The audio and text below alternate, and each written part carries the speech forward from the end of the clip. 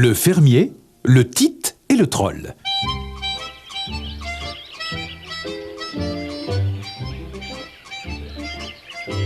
Il était une fois un fermier si avare que personne ne voulait travailler pour lui. En désespoir de cause, il finit par mettre une annonce afin de trouver un Tite. C'est ainsi qu'on appelait les nains dans ce pays-là, pour moissonner son champ. Un seul Tite se présenta, un Tite de 1 mètre de haut, très vieux et très ridé. Sa longue barbe blanche traînait jusqu'à terre. Je n'ai l'air de rien, mais je travaille très vite, déclara-t-il. Si tu me payes bien, je te coupe ton blé en une seule nuit. Je t'engage, dit le fermier qui croisa les doigts derrière son dos en signe de chance. Tu recevras 2 pièces d'or demain matin à l'aube. Avant de se mettre à l'ouvrage, le Tite chanta. Je vais couper le blé pendant le sommeil du fermier. Au matin, j'empocherai l'or et dormirai sur mon trésor.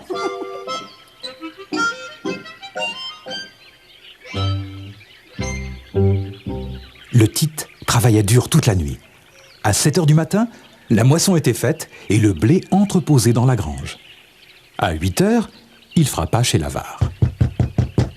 Il frappa 1 fois, 2 fois, 3 fois, aucune réponse. Il souffla dans la boîte aux lettres, envoya des cailloux sur les volets. Enfin, la tête du fermier apparut à une fenêtre. Quoi? Mais qu'est-ce qui se passe? Cria-t-il. Je veux ma paye, répondit le Tite. Tu l'auras, mais pas maintenant. Reviens l'an prochain, à la même heure. Je verrai ce que je peux faire. Et il referma la fenêtre. Le Tite était furieux d'avoir été trompé. Il grimpa sur une colline pour réfléchir à sa vengeance. La colline avait une forme étrange. Et lorsque le Tite en atteignit le sommet, il s'aperçut avec surprise qu'il se tenait en équilibre sur le bout d'un énorme nez. « Malheur !» s'exclama-t-il. « Ce n'est pas une colline, mais un troll, quand je pense que je l'ai piétiné avec mes souliers pleins de boue. » Aucune importance, dit gentiment le troll.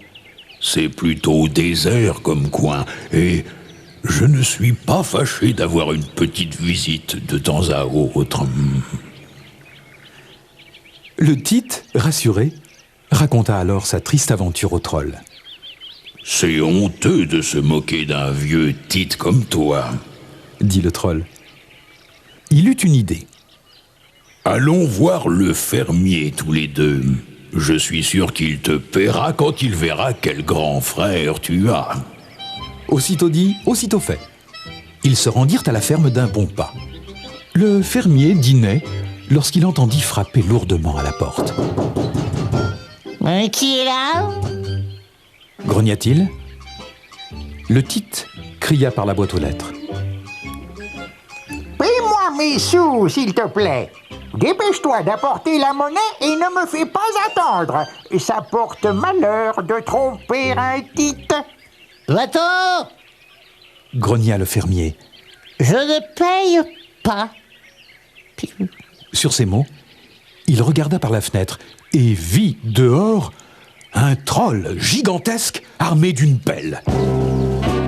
Si tu ne payes pas, tu perds ton foin, cria le troll. Et de son souffle puissant, il envoya tous les tas de foin du fermier dans la mare. Puis il s'appuya sur le toit jusqu'à ce qu'il craque et déclara tranquillement « Paye, ou je brise ta cheminée. »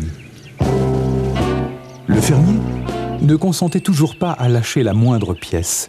Alors le troll, curieux, souleva le toit et regarda dessous. Le fermier serrait des sacs d'or dans ses bras. En tremblant, il en souleva un. « Celui-ci suffira-t-il » demanda-t-il. Non, dit dit le Tit. 2 sacs. C'est bon. Dit le Tit en les saisissant. Plus 1 pour moi. Dit le Troll en prenant un dernier sac d'or. Puis, le Tit grimpa sur l'énorme épaule du Troll et ils s'en allèrent tous deux en chantant leur victoire. Quand Tit et Troll vont ensemble, que tous les grands méchants tremblent. Allons dépenser l'or gagné, tant pis pour ce vilain fermier.